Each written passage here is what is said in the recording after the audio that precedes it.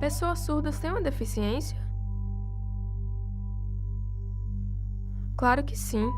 Essa é a resposta largamente difundida no nosso senso comum, baseada na definição de que uma deficiência existe quando há um desvio, falta, falha ou imperfeição. Você nasceu surdo? Aconteceu que eu nasci surdo porque meu pai e minha mãe são primos de primeiro grau. Por causa disso, eu nasci surdo. Eu nasci surdo profundo, por causa que a minha mãe pegou rubéola. Dentro desse raciocínio, as pessoas surdas têm uma deficiência, pois lhe falta ou está prejudicado o sentido da audição. A medicina e a psicologia desempenharam um papel importante no fortalecimento do entendimento do que seja a surdez. Como você vê o sujeito surdo na sociedade de maioria ouvinte? Ouvintes são muitos e surdos são poucos. Como? Como aconteceu a comunicação se os ouvintes falam e os surdos acabam sofrendo um pouco por causa da falta da língua de sinais?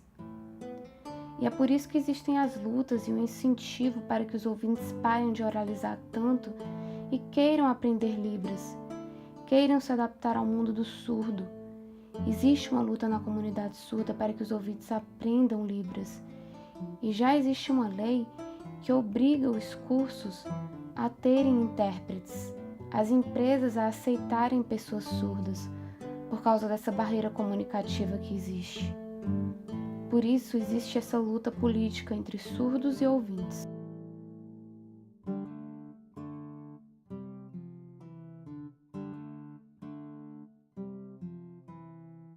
Antes, na minha vida, o grupo de surdos era bem menor do que o de ouvintes. Então, quando eu comecei a ter contato diário, de segunda a sexta, lá no instituto com os outros surdos, eu tive uma grande ansiedade de comunicação. Eu via nas ruas as pessoas se comunicando e era bem diferente. A família, tios, primos, nas festas, tinham muitos ouvintes e eu sozinho surdo. Sozinho, único surdo, sempre tinha essa dificuldade. Operando nessa lógica da surdez como deficiência, está o que se convencionou chamar de modelo clínico terapêutico de surdez. Este modelo se centra na reabilitação. Deve-se tentar a cura do problema auditivo com implantes cocleares, próteses e a correção dos defeitos da fala, por meio da aprendizagem da língua oral. Nesse modelo, a criança ouvinte representa a criança normal, um referencial para se tentar compreender a criança surda, que passará a ser retratada, na maior parte do tempo, como alguém que está a menos em relação ao modelo. Você se sente ou já se sentiu excluído socialmente por ser surdo? Sim, os meus primos sempre procuraram me integrar. Mas fora de casa, na rua, com os amigos, as pessoas sempre me zoavam. Faziam brincadeira de mau gosto, entre outras coisas, que era desprezo por eu ser surdo. Mas a minha família, não.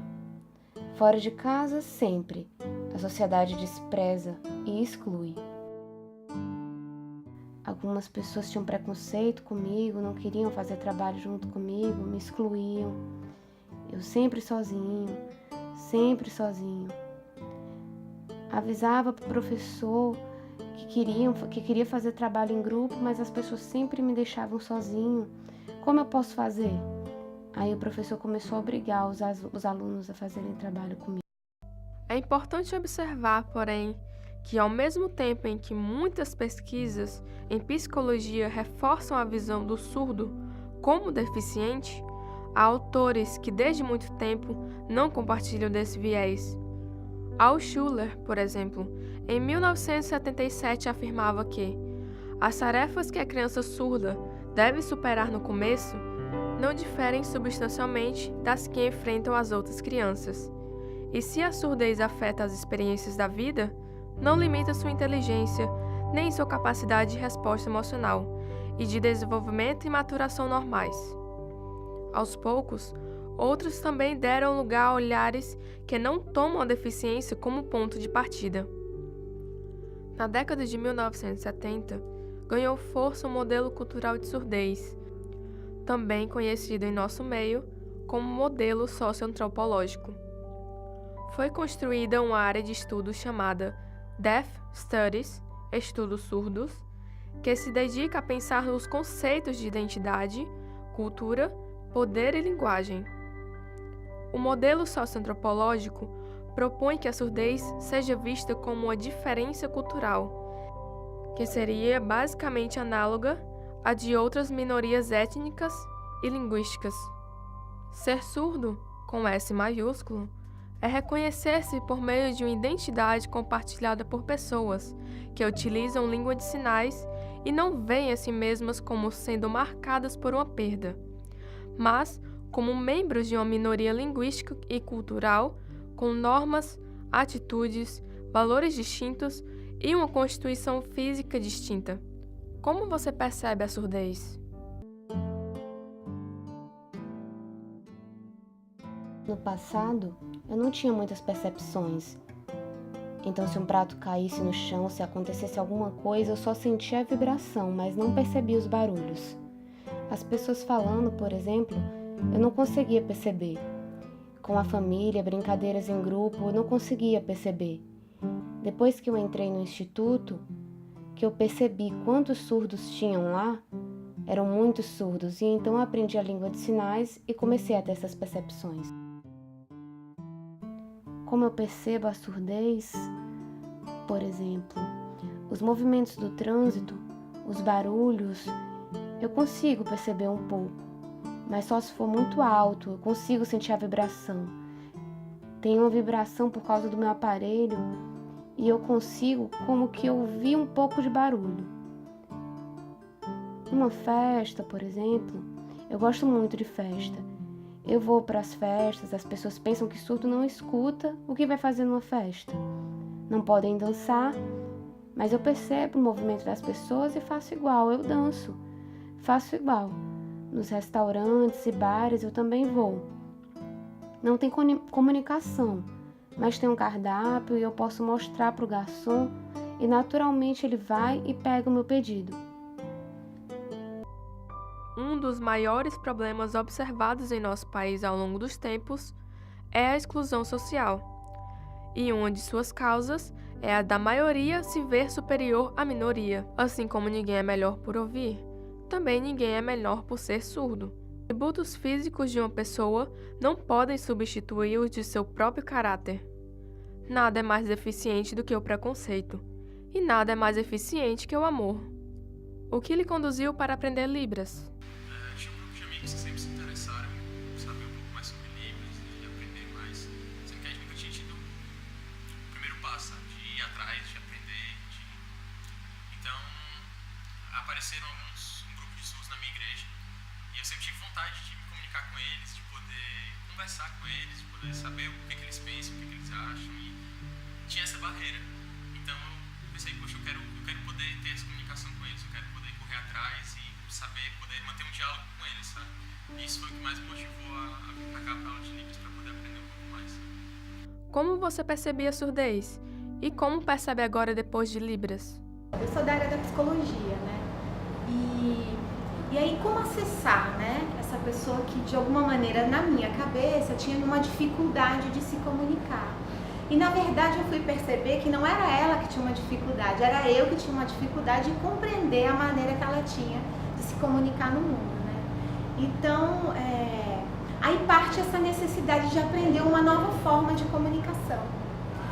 Então a Libras, ela amplia, na verdade, esse horizonte de contato com as pessoas, né? Porque o surdo, ele tem uma especificidade, né? Mas ele não tem nenhuma diferença humana, né? Ele sofre de amores, ele tem desejos, ele tem apegos, carências, né? Então, na verdade, aprender Libras é uma forma de ampliar a comunicação. Como todo mundo, Os surdos também querem ser entendidos, terem a oportunidade de mostrar quem realmente são, com seus efeitos, qualidades, singularidades e talentos. São pessoas como qualquer outra, mas com uma cultura diferente. Uma mudança de ponto de vista pode transformar esse obstáculo, que na verdade está na cabeça das pessoas, em interesse e curiosidade por essa cultura tão rica. E a linguagem de sinais Libras é uma poderosa aliada nessa jornada pelo conhecimento e inclusão social do sujeito surdo no Brasil. Oi! Sejam bem-vindos se desejarem aprender Libras. É importante se não conhecerem ainda. Vamos lá! Vocês serão bem-vindos para vir aprender Libras. Conheçam essa diferença da cultura dos surdos, aprendam. É muito importante aprender não só a prática, mas também a teoria vendo filmes, respondendo às curiosidades, conhecendo as políticas, treinar com a prática, praticar bastante, é muito bom. É muito importante para a comunicação de todos. Vocês, no futuro, serão profissionais excelentes com uma ótima comunicação em Libras. Isso será maravilhoso. Venham! Tchau!